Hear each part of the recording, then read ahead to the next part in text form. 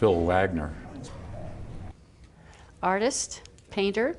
I started a long time ago, and you know, I mean, it was one of those maximum junctures, you know, where they either go into guns or painting. Well, I started painting in 1968. My serious painting didn't start until a bit after that. My mother was a painter. She started as a painter, she quit, but she left the easel up.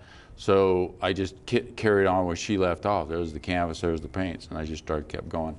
But the girl next door, who I had a little crush on, she didn't like my palette, which is kind of blue.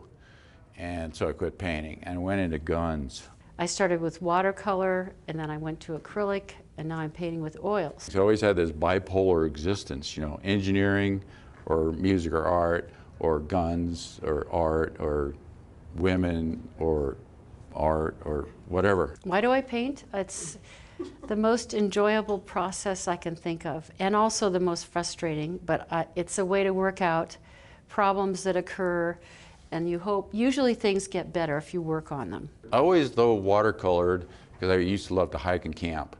So whenever we went hiking and camping, I always bring my watercolors. Phil and I are both plein air painters, so we paint outside. That's where we like to be, and it's another excuse to be outside, looking at beautiful nature. This guy, Kevin McPherson, he said you need to do 1,000 paintings before you really understand paint. So I just took him at his word and I said, okay, I'm going to start counting. I started with watercolor, and then I went to acrylic, and now I'm painting with oils, water-based oils. Phil and I got married in January, and he's a painter, and we decided to jump in and do this show in July. Robin's been totally wonderful. You know, good. I think having getting that part of your life straightened out allows you to open up to a lot of other things. So this is a painting I did up at Sand Flats above Moab, and it's a place where I used to go hiking every morning, and I got to know it very well, and I went up a few times to paint outside there, and I love the colors in it, and it was a morning painting. That's probably one of my favorite places. Another idea of, you know, the female shape in nature, and just taking the same set of geometric shapes and reproducing them, and like this is the natural shape, and then I just reproduced them in the set of female shapes. The landscape changes also. It doesn't move, the shadows move and the light changes. So when you paint outside, you have to work fast. So then I started doing like jazz, like you take a theme and then you pronounce it again, but in a different idiom or upside down, or using different notes but the same spacing. I discovered that the red-spotted toad is here, and I was so amused by the red spots that I decided to paint a picture of them. I've started doing a theme of these things, of the female shape in front of nature, and come to think of it, there's a whole tradition of it around the turn of the century, 1900s. That's what there's tons of it. You know what I loved? A woman came in here yesterday, we were setting up, and she was real serious looking at it all, and then she got to the toads and she burst out laughing. Fun may not be the right thing, but it's very satisfying. It makes everything sort of come together. Something happens inside the artist, you get ideas, or you get like little intuitions, you know, like your feelings, and you learn to pronounce those. As humans, like, we love things when they're together, where you have polarities that come together. And that's what painting is. I think that I'd call myself a painter of beauty, and it's not because I think I can even equal the beauty that I see in nature, but it's like a tribute or a meditation to that. You just keep painting, and you just keep trusting. I think that's part of it, is you have to trust your compass.